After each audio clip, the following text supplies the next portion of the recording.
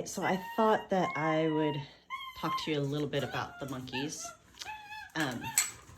They're getting their room clean today. I do a full clean out of all of the bedding in their room once a month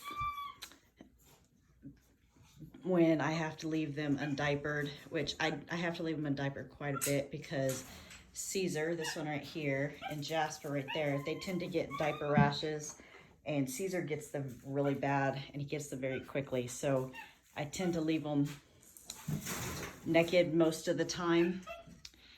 And so once a month I do a full clean out of all the bedding and change it out. So I thought I would talk to you a little bit about them. They are black cap capuchin monkeys. So their native habitat is in South America, areas like that. Jasper here, he came from a breeder in Florida that I would not recommend. It's Capuchin World, which has I didn't know it at the time. I thought I had done quite a bit of research on some of the breeders and thought that he was a fairly good breeder, and I found out after we got Jasper that he had an extremely bad reputation for being a really bad breeder. But I was really lucky with Jasper that Jasper is very healthy, and Jasper is going to be 8 in November. And then Mojo here was our second monkey. We got him when Jasper was right about a year or so old. And he came from a very good breeder in Mission, Texas, named Omar. Omar has an excellent reputation of being a great breeder. He has a absolutely wonderful and beautiful facility that he allows you to tour completely, allows you to see all of his monkeys. He builds huge habitats for them and takes very good care of them. I love Omar. And so that was Mojo, our second monkey. And Mojo will be 6 at the end of this month. And then our third monkey is this one right here. His name is Cesar. He came to us last August. He is also from Omar. He is the same age as Mojo, but he will turn 7 in November. His original owner loves him and took very good care of him. And she had circumstances that happened where she had to move to another town in Texas to be with her mother and help take care of her mother. And the town that she moved to in Texas does not allow monkeys. So she had to rehome him. And she had known us from monkey picnics that we had been to, and knew that we were really good friends with somebody who had watched Cesar before, and knew that we were looking for a third monkey, possibly a rehome, that I had preferred a rehome to add to our troop, so that if I needed to ever take one of the monkeys out, there would always be a second monkey in there. So they would never be alone. If I had, say, Jasper out, Cesar and Mojo could be together. If I had Mojo out, Cesar and Jasper could be together. So they would never be apart, because they don't do well when they're apart once they've been with each other. So I was particularly looking for a rehome, and when she decided that she was going to have to rehome him, we took him. He does have some neurotic issues, so monkeys are extremely intelligent and extremely, they need a lot of enrichment in their life. So we constantly rotate toys, give them new toys, do new things for them, so they can always have something different. When I make their monkey biscuits, I add different foods to them, so that way each monkey biscuit has a slightly different mix of foods, so that way when they're eating it, they have different things they can pick out.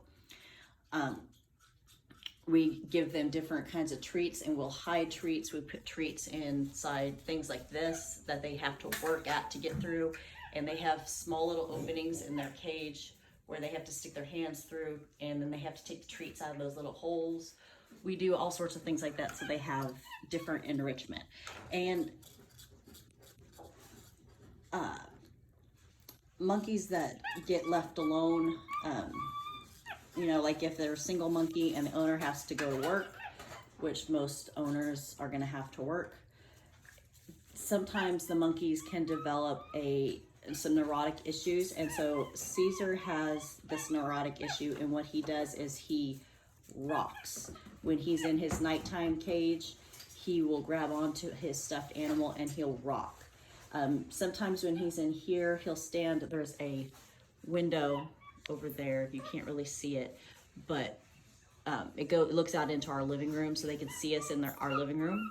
And when he'll stand in that window and he'll dance back and forth. It's like a repetitive motion that they do, and it's a sign of some neurotic issues that they've developed.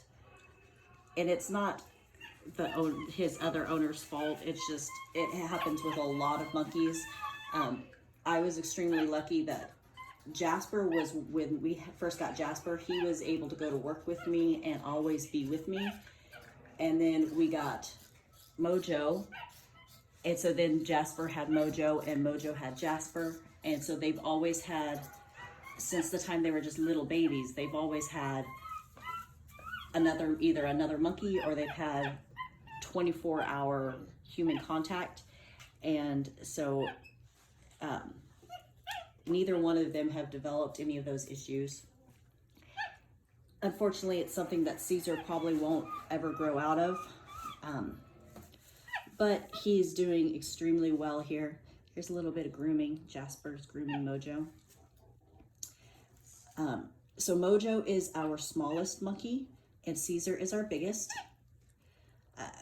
The funny thing is, Mojo's the boss, and Cesar is Mojo's enforcer, and Jasper's on the bottom, even though Jasper's the oldest. Now, it doesn't really cause any issues with these three boys. They all get along very well. There's occasional squabbles between them, but for the most part, they all get along fairly well. Why Mojo became the boss, he's the alpha, I'm not really sure. My thought is because Mojo was raised a lot by Jasper, and Jasper and Cesar were both raised almost solely with humans and not other monkeys, that Mojo is more like a wild monkey than Jasper and Cesar are. So I think that makes, I don't know, I think he just has a little bit more instinct. I know I thought for a while it might have been because Jasper was neutered when he was 6 months old, and Mojo we didn't neuter until he was almost 3, but Cesar came to us unneutered as well. So it didn't change the balance between the monkeys. Mojo maintained his alpha status within the 3 of them. Now within our whole family troop, my husband is the alpha, and then I am mama. And for the most part, it works well, except for Mojo does challenge my husband quite regularly. and it has caused a few issues. Now my boys do have their teeth pulled. It's a controversial issue among a lot of primate owners. Some people absolutely don't believe in it. Some people will only pull canines. Some people will only pull the canines in the front teeth. And then some people pull all the teeth. We tried pulling canines and front teeth only. And then we decided that we would pull all the teeth. And the reason why we decided this is we have grandchildren that are here quite regularly, and even though I keep these cages, you can see that they're wired, so monkeys can't stick hands through, or kids can't stick hands through. It's always a risk. If they happen to get a hold of one of the kids' fingers or hands, they could remove a finger very easily. They have extremely strong jaws, and their teeth are extremely sharp. And you can see he's eating a monkey biscuit without any teeth, and he is still able to completely eat a full monkey biscuit. These are pre-made, these are store-bought monkey biscuits, not the ones that I make for them. I give them both. But you can see he's able to eat it. He'll just suck on it and get it soft, and he'll bite on it with his gums. But when they have their teeth, those teeth, they can crack nuts with those teeth. They have extremely, extremely powerful teeth and jaws. And they can remove a child's finger. They can remove adult fingers if they have all their teeth.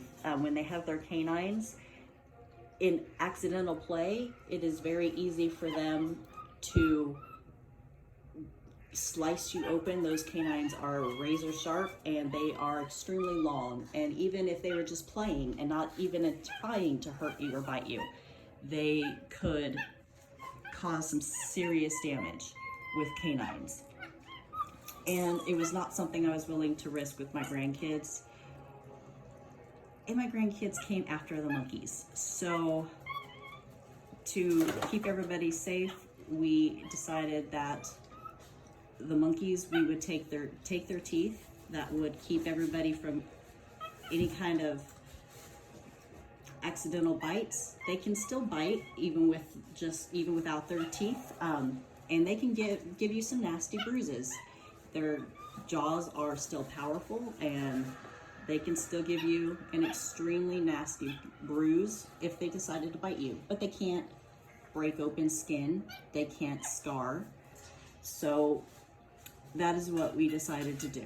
And Cesar had came to us with a full mouth of teeth, but Jasper and Mojo had already had teeth, most of their teeth removed. Jasper still had back teeth when Cesar came, but because Cesar had all of his teeth, it was an issue because he had weapons that he could use against Jasper and Mojo that Jasper and Mojo didn't have to defend. So he did have all of his teeth pulled at the same time, which the other boys didn't have all their teeth done at the same time. But it usually only keeps them down for about 24 hours. They go in and they have the surgery done. They give them pain meds, but by the next day, the monkeys act like nothing happened to them. They are pretty much eating normally the next day. Maybe not eating the hard monkey biscuits, but they will eat the soft monkey biscuits, and they can eat other foods. The only thing they can't do right now is they can't crack nuts and eat nuts with the shell still on them, but I can crack the nuts for them, where they can crack the shell with their hands and pull the shell apart with their hands, and then they enjoy picking the nuts out of the shells, and then they can still eat those. I try not to give them big nuts, like they wouldn't get Brazil nuts, something that's huge like that, because they wouldn't be able to chew it, but I can crack those and break those all down into little bits, and then they can eat them just fine. You can see that they've pulled some of the wire and they can get their hands through. Jasper right there. So I'm getting ready to pull them out. They normally would get a shower and then they would go into their nighttime cage for a little while. But what I'm going to do is I'm going to pull them out, go ahead and put diapers on them so I can clean their room. And then tonight they'll get a shower and get cleaned up, which they usually get once a month. I don't do it very often because it's like with most animals, when you bathe, the more often you bathe them, it dries out their skin. So we usually only do baths once a month when I clean the rooms. So I'm gonna do that. I'm gonna get the room all clean and then I'll come back and I'll show what the room looks like once it's all been cleaned. And then I'll show them in their nighttime cage. And then we'll get them back in the room so they can have some breakfast because they haven't had breakfast yet and they are hungry. Okay, so here are the boys in their nighttime cage. It is a huge macaw cage. They don't spend much time in here. Basically, they are only in this cage at night to sleep. Or if I'm having to do something with their room, like today I'm cleaning it, then they're in here. It's not ideal for them to be in a cage this small, especially 3 of them, for very long. I have kept them in here longer. When I painted their room and I had to poly coat it, I had to keep them out of the room for several days. But it was very short term. I'm gonna have to do it again here soon because I still need to paint and seal the concrete floor. I've just been putting off doing it because it's a complete, they have to stay out of the room for about a week. And the only other place I have for them to go is into this cage. And I haven't wanted to do it. So I've been putting it off. I'm hoping to maybe get an outdoor enclosure built soon. And if I can get that outdoor enclosure built, then I might put it off until I have that enclosure built. So then they can go in there and be in the outdoor enclosure while the floor dries. You might have noticed when they were in the other room that they had something around their waist. That is basically a dog collar that is around their waist like a collar. And when I take them out and I have to put a leash on them, I clip the leash to that. It allows me to have access to them. I don't put collars around their throat, their neck, because that can cause injury. But if it's around their waist, then they can't get it off and you have the ability to control them. And I will try later to show diaper change and let you see a diaper change. I have to have somebody that can video for that, and Allie doesn't deal with the monkeys because Jasper and Cesar specifically don't get along very well with Allie. They love Allie, but Allie is below them in the troop, and they use that as an excuse to pick on her. And so I don't allow them to have access to her very often, and she doesn't mess with them very often. They did get some Cheerios to chew on and eat while they're in this cage because it'll take me about an hour and a half to do their room. And then they'll go in the room and have their breakfast. But here they are in their nighttime cage. There's Cesar with his big pretty eyes. He's a big love bug and loves to give kisses and hugs. And Mojo over here, who is a wild man. And then Jasper down here at the bottom, who is more interested in his food than anything else. He's a pig boy, and he is a big love bug as well. Okay, so I've got all the bedding out of here. I still have to go through and do the final scrape on the floor and then some final cleaning to get everything up. I wanted to show with all the bedding out, like I said, the concrete. So I do want to you can see I did trees and bushes, and then I did like a sky and things like that. And so what I'm gonna do on the ground, just for aesthetics, because you don't really see it, is I'm gonna paint like a carpet with like flowers and things like that on the ground. And then I'm gonna poly coat it, and that's mainly just for me to practice, because they're in my utility room and it's concrete out there too, and I want to do some sort of faux finish out there, so I'm going to use their room to practice since you don't really see it.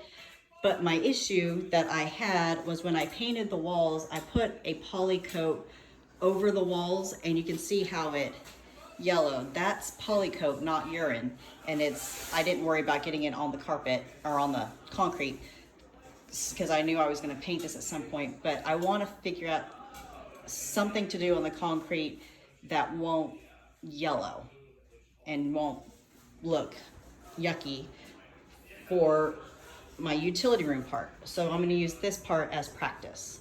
But anyway, that's why I wanted to show. But when I clean the room out, it's also the time when I go through all of their toys and see what toys are damaged that need to be thrown away, and I do any kind of repair work that I need to do.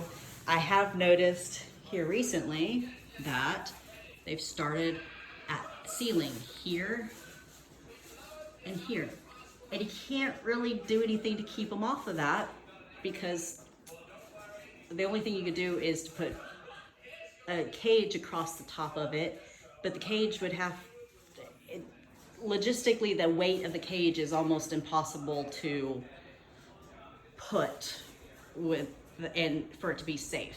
So I think what I'm going to do is, when I do the floors, I'm going to come in, I'm going to repair the ceiling, and then I think I'm going to try to do a poly coat at least most of the way on the ceiling. So hopefully maybe that will stop them from being able to pull that down, because what happens is the ceiling is textured. You can see how it's textured, and where there's like little areas that they can scratch at, they scratch at it. And then once they start a spot, they're able to just strip the plaster and the drywall right off. So I have to figure out a way to fix that, but it's difficult to do. So all right, so now I'm going to do my final cleaning. I'm going to put down their bedding, get the toys back in here, and then we will get them back in here and they will be done. Okay, so the monkeys are back in their room. They got all their toys back in their room. I've got some of their monkey biscuits in their bowls. So these are their larger monkey biscuits. There's two flavors. There's original and orange, just gives them a variety. These I didn't used to buy, but Cesar really likes them, so I started buying these when we got Cesar. And then their other monkey biscuits are these. These I make myself, and they're made with whole chicken, chicken livers, chicken gizzards,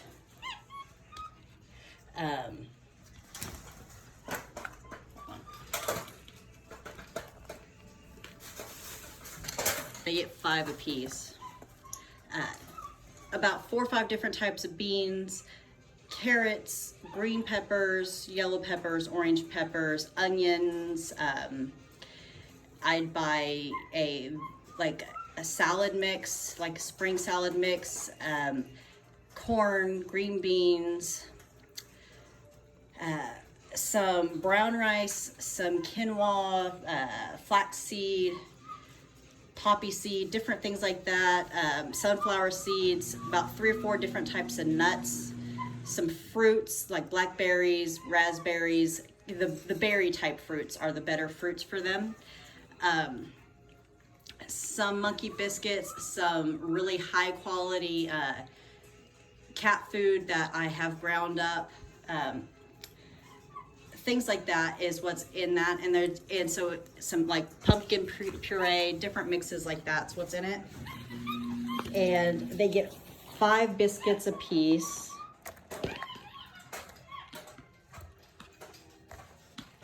Every single day. unless I have something else, some other type of food to give them, this is what they get. Sometimes I'll have some fresh chicken or something like that that I've cooked, and they get that. It just kind of depends on what I have extra to give them, but mainly that's their main diet that they get.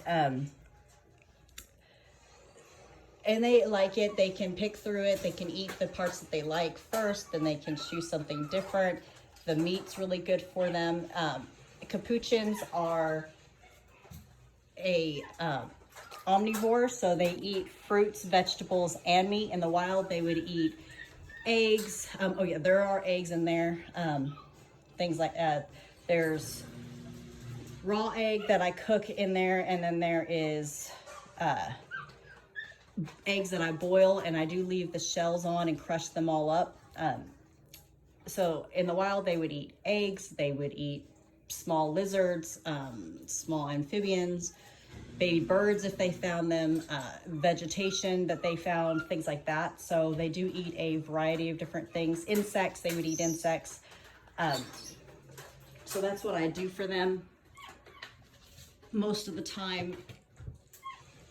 And they like it, and then they get other enrichment type foods as well. So this caging unit that they have, it's got 2 small doors, one there and one there with key locks. Those are what I use to get them in and out on a regular basis. And then I have a big door that I can go through when I need to do maintenance, things like that. It's about 12 feet high, I think. It's probably about 6 or 7 feet wide.